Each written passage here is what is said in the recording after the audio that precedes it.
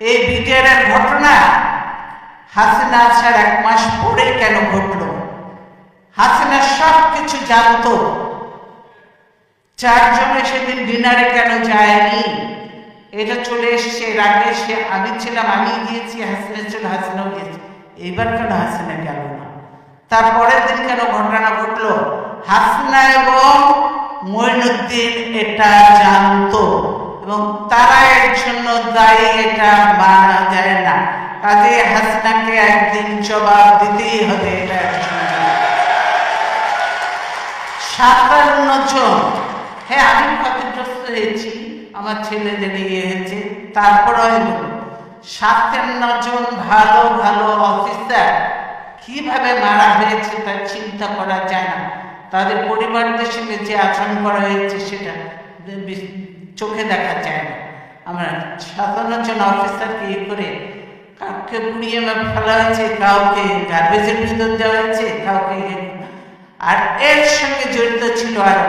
আপনারা জানেন যে একজন ছিল, সে র্যাবে আমরা নিয়েছিলাম, লোকটা খুব ভালো ছিল, শায়েখ আব্দুল ছিলেন গুলজার, আপনারা জানেন। গুলজার ধরেছিল ওই শায়েখ আব্দুর রহমানকে, তার জন্য রাগ ছিল ওই মির্জা আজমের, তার বোনের জামাই ছিল।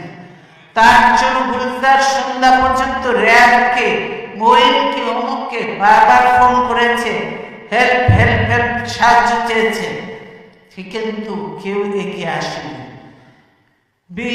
কি বলে র্যাব, আর্মি যে বসে আছে কিন্তু পারমিশন পাচ্ছে না, র্যাব ঢোকার পারমিশন পাচ্ছে না।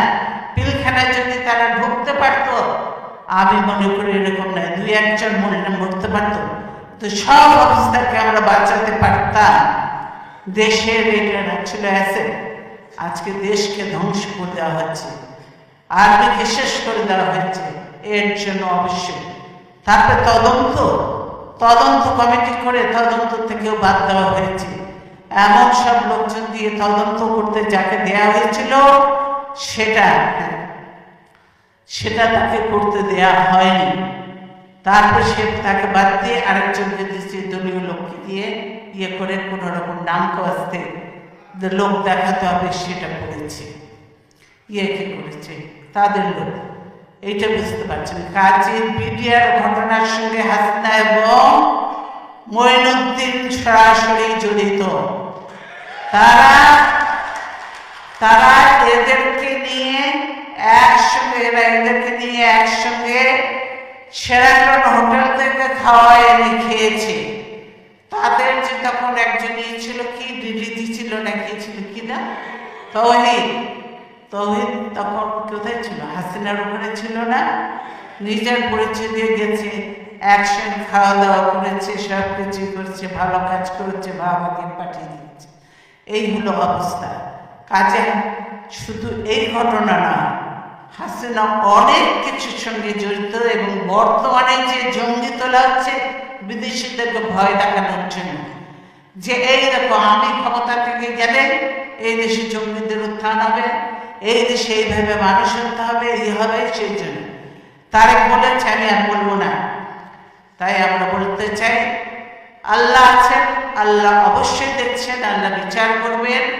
এবং আপনাদের বলবো যে আপনারা সকলে বুদ্ধিমান, বিবেকবান, শিক্ষিত এবং এমন এক দেশে আছেন যে দেশে গণতন্ত্র, মানবাধিকার সব কিছু আছে এবং কতগুলো সিস্টেম যে এত ভালো লেগেছে আমার কাছে।